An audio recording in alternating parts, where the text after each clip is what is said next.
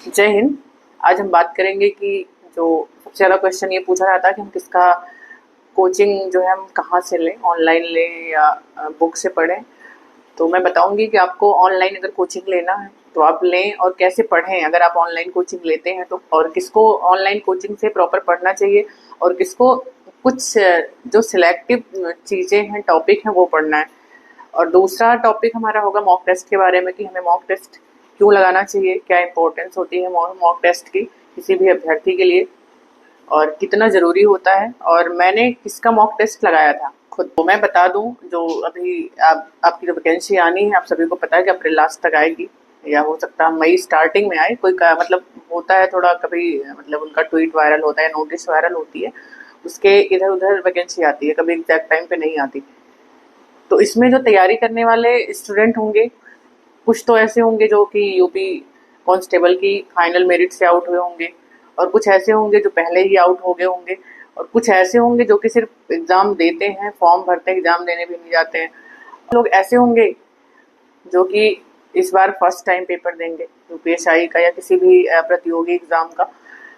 तो बहुत टाइप के स्टूडेंट होंगे और ऐसा भी नहीं है जो जो बिगनर्स हैं या जो अभी कभी कहीं सिलेक्ट नहीं हुए हैं, उनको ये लगता है कि जो उत्तर प्रदेश पुलिस कांस्टेबल की फाइनल मेरिट से बाहर हुए हैं सारी सीट वो ले जाएंगे। और कुछ लोगों को लगता है कि जो कांस्टेबल हैं अभी उन लोग की तैयारी ठीक है, वो सिलेक्ट हो जाएंगे और हम रह जाएंगे।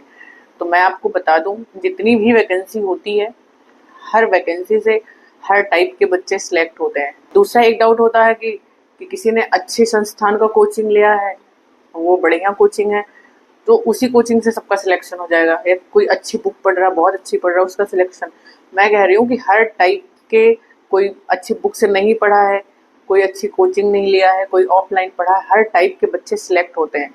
तो उसमें किसी कोचिंग का उतना इम्पोर्टेंस नहीं होता जितनी अपनी खुद की जो स्ट्रेटजी होती है, खुद की मेहनत होती है, उस पे सिलेक्शन होता है। कभी कोचिंग, किसी संस्थान की कोचिंग परचेज करने से आपका सिलेक्शन नहीं होता। आप खुद से सोचो, जो स्टूडेंट 8 घंटे वीडियो देखेगा फिर नोट्स बनाएगा तो वो तैयारी कब करेगा, रिवीजन कब करेगा?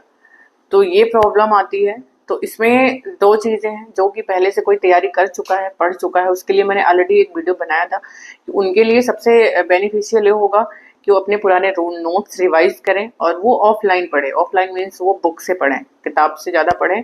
जो उनका टॉपिक, कोई ऐसा पर्टिकुलर टॉपिक है नहीं समझ में आ रहा है, बस वो अपना कॉन्सेप्ट क्लियर करने के लिए वीडियो को देख लें और वीडियो से काफी हद तक चीजें समझ आ जाती हैं।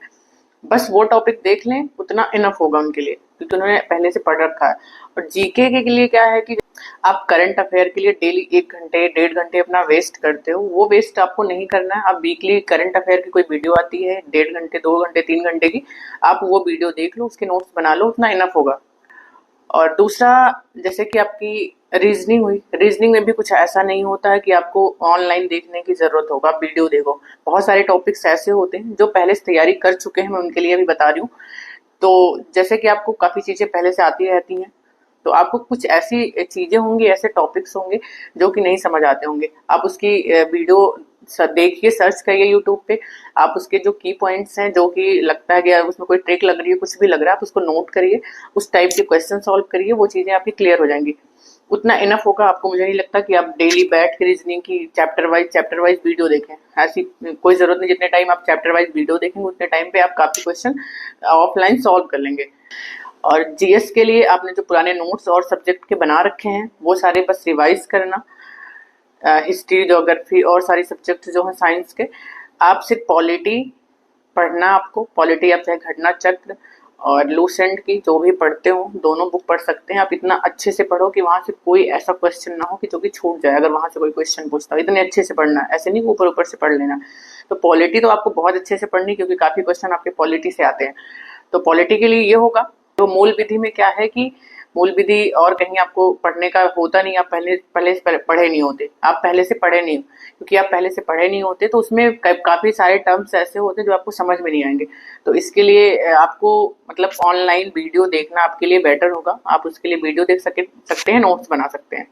आपने अगर कहीं ऑनलाइन कोचिंग लिया हो, कभी पढ़ा हो, तो आप देखोगे कि उनका मेन फोकस ये होता है कि जब क्वेश्चन आए पेपर आए तो पेपर में उनके पढ़ाए हुए सारे क्वेश्चन आने चाहिए। उनका मेन फोकस ये होता है कि कहीं ऐसा क्वेश्चन ना आ जाए जो हमने पढ़ाया ना हो। तो इस चक्कर में जैसे पिछली बार मूल विधि था, 511 आईपीसी की धाराएं थी, तो उन्होंने पूरे 511 पढ़ा रखे थे। अब आप सोचो 511 धारा पढ़ना इतना आसान नहीं है। इतनी उनकी जो 1-2 घंटे की क्लास होती है वो तो पढ़ा के चले जाते हैं। पढ़ने का आपको टाइम मिला नहीं, आप रिवीजन कब करोगे, आप याद कब करोगे? लिख लिख के सब इतनी मोटी मोटी जो नोटबुक है भर के रख देते हैं, लेकिन पढ़ने का टाइम नहीं मिल पाता। तो इसी चक्कर में जो बच्चे हैं वो पढ़ नहीं पाते और इस चक्कर में उनका टाइम वेस्ट हो जाता है और फाइनली उनको उनका तैयार नहीं हो पाता। तो ऐसी गलती आपको नहीं करनी है। जो आपने नोट्स बना रखे हैं उसको आप रिवाइज करो, और कोचिंग अगर आप लेते भी हो तो बस उतना पढ़ो जो आपके लिए ज़रूरी है। और दूसरी बात उनके लिए जो कि अभी बिगनर्स हैं, बिल्कुल शुरुआत कर रहे हैं, उनके लिए कोचिंग काफ़ी हेल्पफुल होगा, क्योंकि वो स्टार्टिंग से पढ़ाते हैं, सारी चीज़ें उनके लिए नई होंगी, तो उनके लिए बहुत फ़ायदे की होगी कोचिंग। तो वो ले सकते हैं कोचिंग, वो प्रॉपर नोट्स बना सकते हैं, आगे की वैकेंसी में भी उनके लिए काम आएगा वो। ज़्यादातर मैथ्स के लिए पूछते हैं मुझसे, तो मैं अगर ऑनेस्टली बताऊं तो जो मैथ्स है, मैंने मेरी मैथ जो है बहुत ज़्यादा वीक थी। तो मैंने कई बार, अभी मैथ सर थे और कई सर का मैंने ट्राई किया, लेकिन मुझे कभी समझ नहीं आया पढ़ने का। तो एक एग्जाम्पल पे मोहित सर पढ़ाते थे, मैंने मतलब आप देख सकते हो आपको अच्छी लगे, अदरवाइज मतलब मुझे अपना पर्सनली बताऊं तो मुझे काफ़ी अच्छी लगी थी। उनकी वीडियो मुझे समझ आती थी, उनके जो मैथ्स पढ़ाने का तरीका था वो मुझे समझ आता था। तो मैंने मैथ्स वहीं से पढ़े थे, टोटल जितने भी उनके वीडियोज आते थे मैंने सारे सॉल्व किए थे। मैंने अगर पढ़ा था तो मैथ जो है ऑनलाइन प्रॉपर पढ़ा था। रीजनिंग के लिए भी मेरा बस यही था कि पढ़ती थी, सारे टॉपिक खुद से लगाती थी, जो मुझे नहीं समझ आता था बस वही टॉपिक सर्च करती थी, और जो उसमें कोई अगर रूल है, कोई उसमें नियम लगा हुआ है, कोई फॉर्मूला है, तो मैं वो नोट कर लेती थी। जब दोबारा फिर से मेरा वो फंसता या मैं भूल जाती थी तो वहां से रिवाइज हो जाता, तो दोबारा मुझे वीडियो देखने की जरूरत नहीं पड़ती थी। तो इस तरह से आप पढ़ सकते हो। ये स्ट्रेटजी अगर आप रखोगे, मुझे लगता है मैंने जो रखी थी, क्योंकि मेरे पास जॉब करती थी तो टाइम इतना नहीं होता था, बहुत कम टाइम मिलता था मुझे पढ़ने का। अब हम बात करेंगे मॉक टेस्ट के बारे में। मॉक टेस्ट क्यों जरूरी है? मॉक टेस्ट सच बताऊं तो बहुत ज्यादा जरूरी है। किसी भी एग्जाम की तैयारी कर रहे हो तो मॉक टेस्ट देना आपके लिए बहुत ही ज्यादा इम्पोर्टेंट होता है। क्योंकि मैं जब यूपीएसआई की तैयारी कर रही थी तो मैंने एग्जाम जो मेरा होने वाला था उसके लगभग 2 या 3 महीने पहले मैंने फर्स्ट जो अपना मॉक टेस्ट था वो दिया था। और फर्स्ट मॉक टेस्ट आरडब्ल्यूए का दिया था मैंने, और आरडब्ल्यूए के मॉक टेस्ट में मेरा जो पहले बार जो क्वेश्चन सही हुए थे वो 84 क्वेश्चन सही हुए थे। और जब 84 क्वेश्चन मैंने देखा सही हुए हैं तो मतलब होता ना, मैं बहुत नर्वस हो गई कि मेरी तैयारी तो बिल्कुल है ही नहीं। और इसके पहले जबकि मैं कॉन्फिडेंट थी कि मतलब ठीक ठाक है मेरी तैयारी, मैंने मेहनत करी है। तो लेकिन क्योंकि ये इतनी गलती इसलिए हुई मॉक टेस्ट, क्योंकि मैंने कभी दिया नहीं था, और जब मैंने एनालाइज किया उसका तो मैंने देखा बहुत सारे क्वेश्चंस मेरे ऐसे गलत थे जो कि मैं सही कर सकती थी, मुझे वो क्वेश्चन आते थे। तो सबसे बड़ा जो फायदा मुझे लगा, ये लगा कि जो आपसे गलतियां होती हैं, कि जैसे आने वाले क्वेश्चन जो कि आपको आ रहे होते हैं, चाहे वो जीएस के हो, रीजनिंग के हो, मैथ, सारे क्वेश्चन ऐसे होते हैं कि जो आपके आ रहे क्वेश्चन होते हैं वो गलत हो जाते हैं। यार ये तो मुझे आ रहा था, ये गलत हो गया, ये मैं सही कर सकती थी। वो गलती बहुत हद तक धीरे धीरे काफी कम हो जाती है। और दूसरा फायदा ये होता है, जब आप एनालाइज करोगे तो आप देखोगे कि इस टॉपिक के क्वेश्चन मुझे नहीं आते। जो क्वेश्चन आप गलत करोगे उसको फिर देखोगे, उस टॉपिक क्वेश्चन आप सर्च करोगे कि क्वेश्चन का टॉपिक मुझे क्यों नहीं आया, मुझे कहाँ ये क्वेश्चन मुझसे कहाँ रह गया।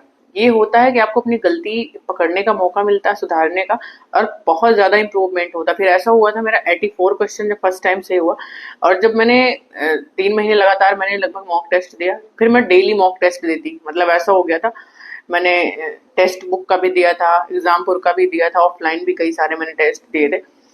फिर क्या हुआ, धीरे धीरे मेरे 132 133 तक सही हो जाते थे।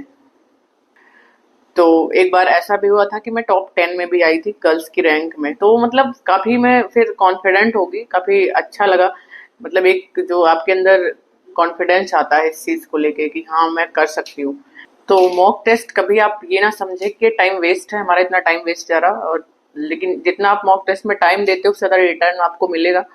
और दूसरा, मॉक टेस्ट आप देते हैं लेकिन उसका एनालाइज जरूर करें। ऐसा नहीं मॉक टेस्ट देके अपने आप ने देख लिया कि हमारे इतने सही हुए, इतना रैंक आया, ये इतनी रैंक आई, तो ऐसा बिल्कुल भी नहीं है। आप मॉक टेस्ट देके उसका चाहे 1 घंटे लगे चाहे 1.5 घंटे लगे, उसका एनालाइज जरूर करें, बहुत ज्यादा इंपॉर्टेंट है। और इसके बाद मैं अगली वीडियो में कुछ बुक्स के बारे में आपको बताऊंगी कि कौन सी बुक्स आपके लिए आपको पढ़नी चाहिए। बेसिकली आपकी मूल विधि और पॉलिटी के लिए।